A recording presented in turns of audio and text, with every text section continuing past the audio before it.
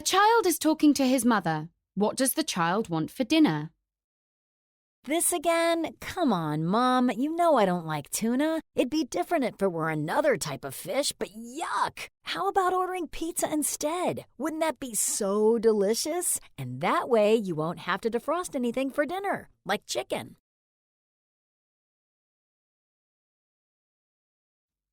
Listen to the message. What time does the post office close tomorrow? Thank you for calling the Bari Post Office. Today is a Sunday, so we are closed. Our regular hours are Monday to Friday, 8:15 a.m. to 3:15 p.m, and on Saturdays from 8 a.m. until 3 p.m. As tomorrow is a bank holiday, we regret to inform you that our offices will be closed a half hour earlier than normal on a Monday. Sorry for the inconvenience.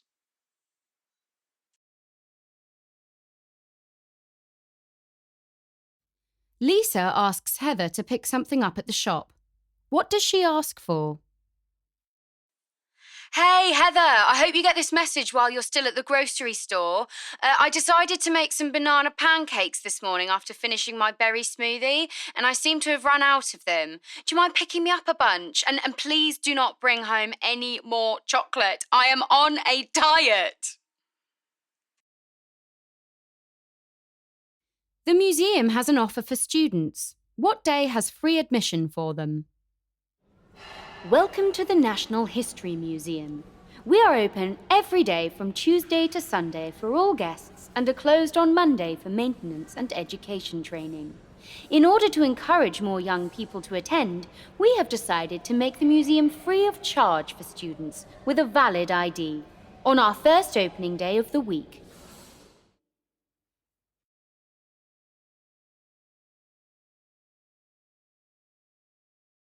Gilberto tells his friends about an art exhibition. How much does it cost for non-members? I went to a really cool art exhibition on the weekend. There were lots of postmodernist sculptures and interactive exhibitions. It was a bit of a hefty price, $30 for a single admission if you're not subscribed, so I became a member for $10 a year. That reduced my rate to only $13 per visit. So worth it.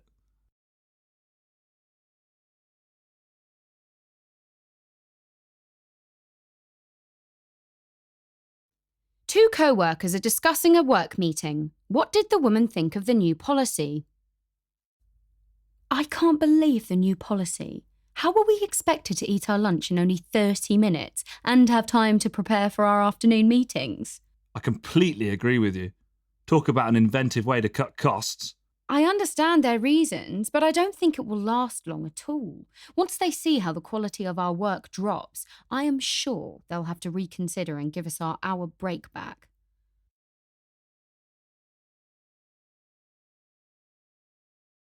A zookeeper is describing changes at the zoo. What changes cost the most?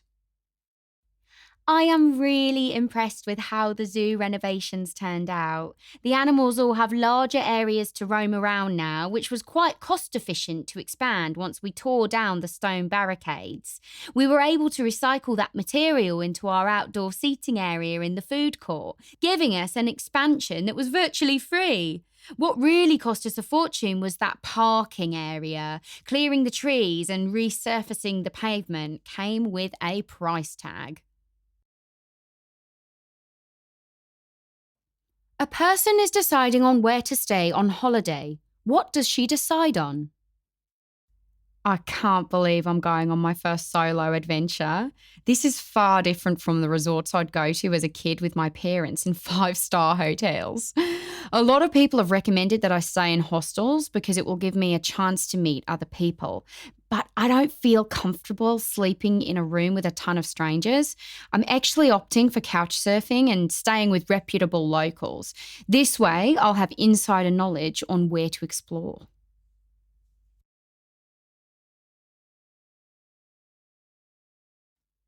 A teenage girl describes her plans for her birthday. What will she do?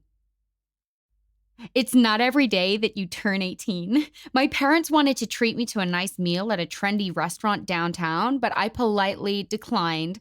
Why would I want to spend my day with my family? Instead, I'm hosting my first house party with all of my friends.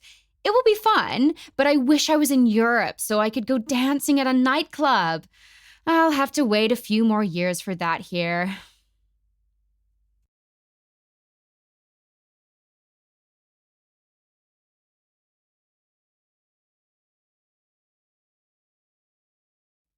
Fahad tells his business partner about his upcoming schedule. When is his meeting? Hi, it's Fahad. I'm just calling to remind you about Monday's schedule. I am catching the 7 a.m. train into New York and should arrive shortly before 8 a.m. Hopefully, that gives me enough time to grab a quick bite before the meeting at 9. I'll let you know if there are any delays.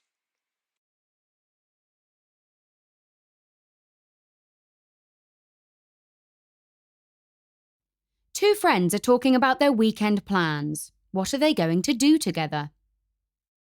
There's a new Batman film out this weekend. Did you want to go to the cinema to watch it on Sunday? 9 p.m? I would love to, but I can't. I'm having dinner with my sister and it'll probably be a late one. No worries. We are still on for Sunday though, right? Our weekly fitness class? Definitely. Can't wait to sweat out this busy week.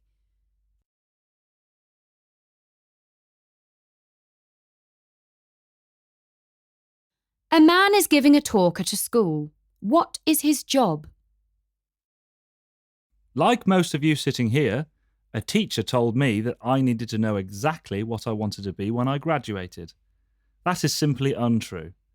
I remember spending hours with the guidance counsellor trying to map out my future. His patience and understanding really inspired me to pursue in psychology and become a therapist to help people who are lost in life.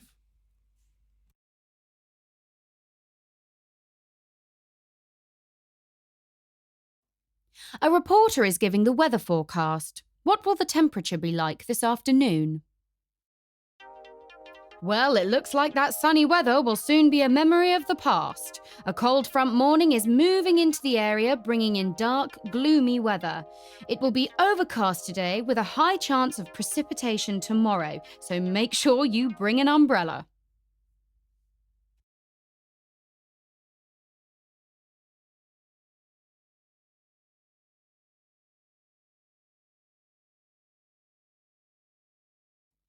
Four people are discussing their views on shopping. Complete the sentences below.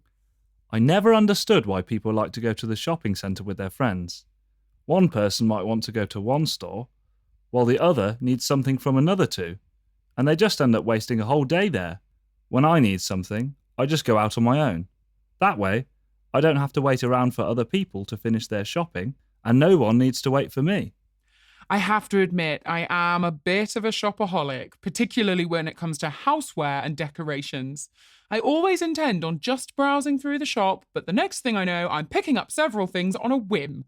At least these things are usually secondhand or on sale, so I'm not blowing all of my money. My husband can't stand this. He's a very practical shopper who puts a lot of thought and research into his purchases. I guess we can say that we are totally opposites in that aspect. I don't usually have time to shop as much as I would like, given my busy work schedule. But I must admit that I am not very keen on using the internet to make purchases. I have heard horror stories about credit card fraud, and packages seem to go missing all of the time. Of course, I'll order things if I have to, or if I see a much better price than in store, but if I had the means, I would almost certainly always shop in store. Being a university student has really changed how I shop. I used to be known as a fashionista, always wearing the latest trends and having new clothing. I just can't afford that lifestyle anymore. However, I have found great success in shopping the sales, just after Christmas or in summer when everything is heavily discounted. By only venturing to the mall during these times, I have found that I'm able to get a real bang for a buck, and I come out with more clothing for less money than I would have spent buying these items throughout the year.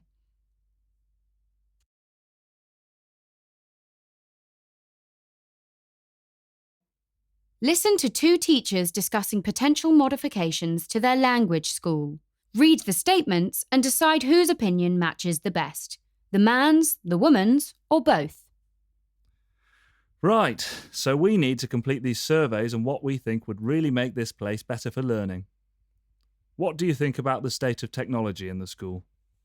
Well, I definitely think that area could be improved on the most. There's no excuse why we shouldn't have accessible Wi Fi in all parts of the campus. It is so slow, if you can even connect to the network. Students need to do research, complete assignments, etc. I see your point, but I don't know if I feel the same. Don't you think that they would just use it to check their social media and send messages in class? I think you need to put a bit more trust in your students. On another note, it's not just the Wi Fi that needs improvement. We need more classroom technology. Only 2 rooms have projectors, and we have to book the room a week in advance. Sometimes it would just be nice to show a short video clip to reinforce the subject. Yes, I couldn't agree more with that. It would also greatly cut down on our planning time too, as we would be able to create slideshows and reuse them semester after semester. And think about all the paper we would save by not having to constantly make photocopies. I think it is in their best interest to invest in more technological devices for classroom use. Yep, and we may well be moving into that direction. Did you see how the school is starting to advertise online classes? Right now, they only offer 2 elective classes, but I'd be keen on teaching one. I think it would be a great experience and a lot of fun. I know that online courses are probably the way of the future, but I can't say I am eager about them in the slightest. I think there are too many technical issues that can go wrong, and it would waste a lot of time. I also prefer getting to know my students on a face-to-face basis. Well, I know I would rather teach online than have to attend the mandatory weekend field trips that they're implementing. I already think that only having Saturday and Sunday to relax isn't enough time as is. Really? I'm actually quite excited for those. For starters, I am new to the area and think it would be a great chance to see the sights. It does involve a bit of overtime, but think about how much they enhance the student's experience. Learning outside of a classroom is just as important as learning inside one.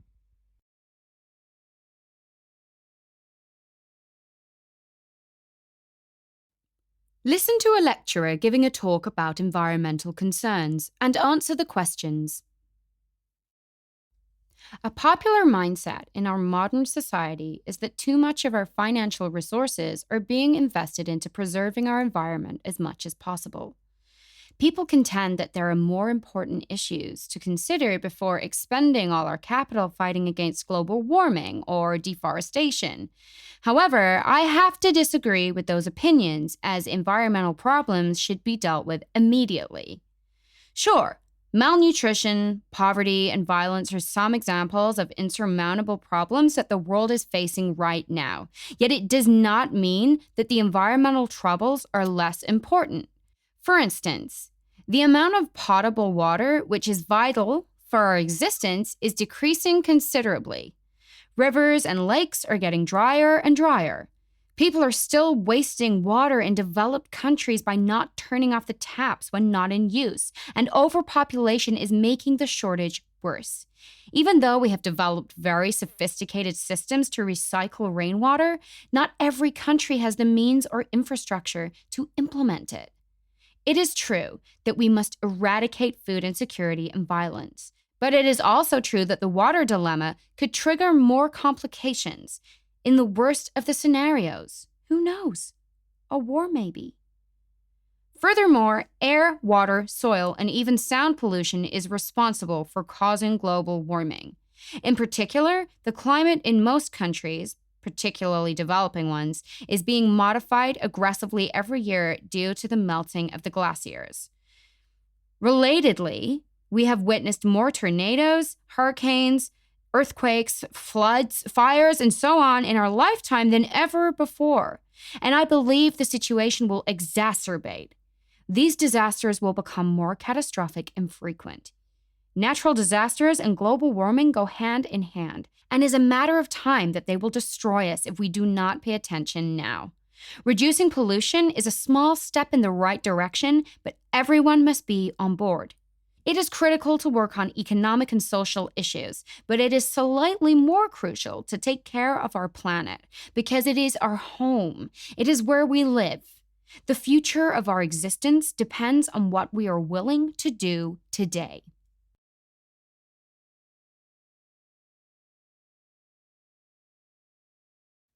Listen to a human resources manager giving his review on employee performance and answer the questions below. I have decided to conduct this analysis to give an overview of the achievements and the problems found in the work environment up until now. Our company's employees were invited to respond to an online questionnaire in order to find out what objectives and difficulties were observed in their workplace. According to the collected data, the overwhelming majority, myself included, feels that many advancements have been made in the last 6 months in meeting the business's needs. Indeed, as figures show, the productivity has risen by 10% in the last quarter, as well as the company's sales. Also, from an individual perspective, there has been a considerable growth in improving both personal soft and hard skills. Workers feel that they are more confident when dealing with client needs and problem solving in general. When it comes to the problems related to the work, generally speaking, it can be said that there are no big concerns to be worried about. Although, considering the results of the survey, much more could be done in enhancing the team. Colleagues feel that they would enjoy more collaborative projects as these help foster creativity. Moreover, as our team increases, it is important to note that each new member is properly onboarded and integrated into their new role. In light of the results of the survey, I would make the following suggestions. Investing in team-building programs would certainly help to build a stronger community. Having employees know one another would also improve morale in the workplace. Moreover, raising awareness about discriminatory behavior should also be reviewed. As we are a rapidly growing team, it is important that everyone is on the same page with our inclusive core values. Were these suggestions to be taken on board, the situation would definitely improve.